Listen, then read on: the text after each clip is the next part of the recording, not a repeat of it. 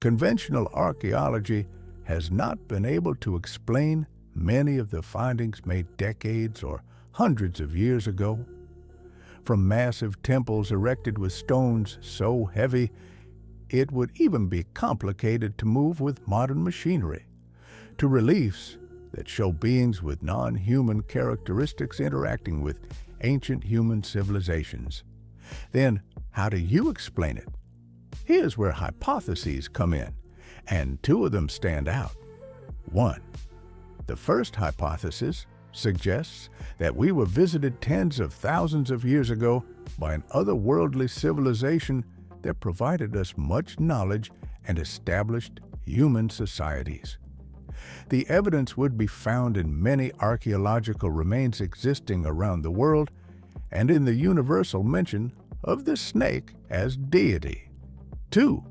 The second hypothesis suggests that tens or hundreds of thousands of years ago, there was a mother culture that ruled the whole world. That is, their branches spread all over the planet, and because of this, many ancient civilizations have very similar characteristics, customs, and gods to each other.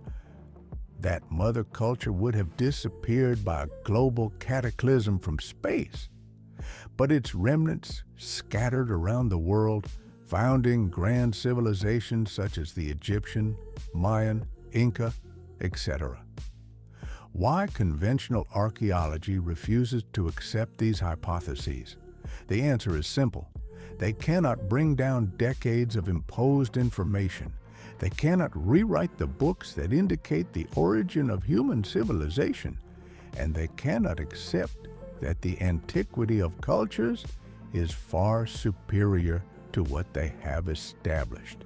These images show some of the compiled examples from around the world, which demonstrate that the past has not been recorded entirely.